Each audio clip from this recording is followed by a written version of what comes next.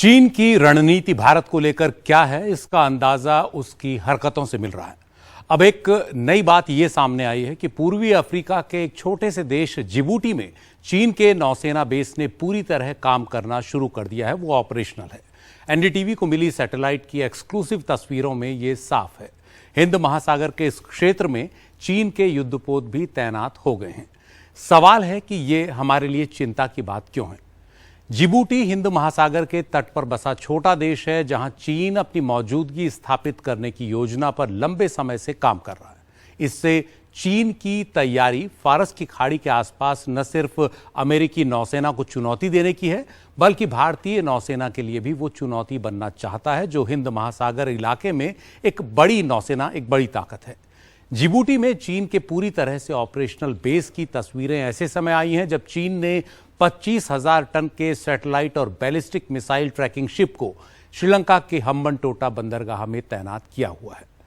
तो हम बात कर रहे हैं इस पूरे इलाके की, जो आप देख रहे हैं मेरे बगल में, और इसमें यह है जिबूटी और उधर दूसरी ओर पाकिस्तान का ग्वादर बंदरगाह।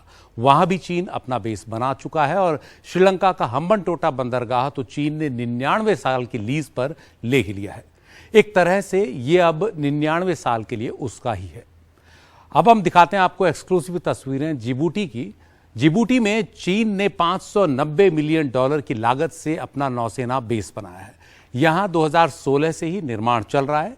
यह नौसेना बेस सामरिक तौर पर अहम बाब अल मंदेब स्ट्रेट के साथ लगा है, जहां से स्वेज नहर की सुरक्षा की जाती है। अंतर्राष्ट्रीय व्यापार में स्वेज नहर की बहुत बड़ी भूमिका है।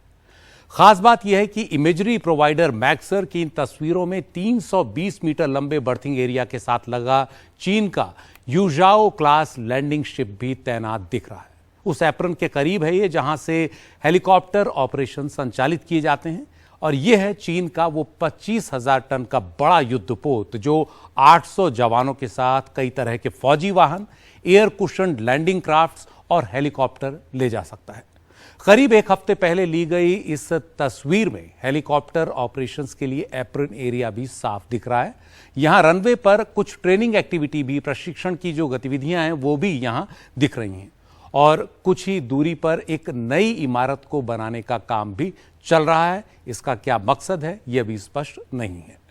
एक और तस्वीर आप देख सकते हैं, ये भी सैटेलाइट की तस्वीरें हैं।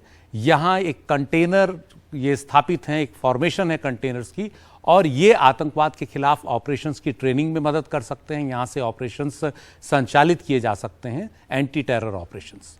और अब इस बड़े वाइड शॉट में आप इन सभी चीजों को एक साथ देख सकते हैं। युद्धपोत जो चीन ने वहां तैनात किया है, ये पूरा बेस और प्रशिक्षण की सुविधाएं, तो ये एक नई चुनौती है हिंद महासागर क्षेत्र में भारत के लिए। और अंत में अब एक नजर डालते हैं चीन के सैटेलाइट और मिसाइल ऑब्जर्वेशन शिप युआन वांग 5 पर। यह युद्धपोत श्रीलंका के हम्बनटोटा बंदरगाह पर रुका हुआ है। इसके सैटेलाइट और कम्युनिकेशन डिश साफ दिख रहे हैं। और यह युद्धपोत एक ऑयल टैंक फार्म के ठीक बगल में है, और लगता है कि जैसे इसमें रिफ्यूलिंग हो रही है। और ये रिफ्यूलिंग ऐसे समय पर, यह तस्वीर ऐसे समय पर आई है जब श्रीलंका के पास अपने नागरिकों की मौलिक जरूरतों के लिए भी ईंधन की भारी किल्लत है।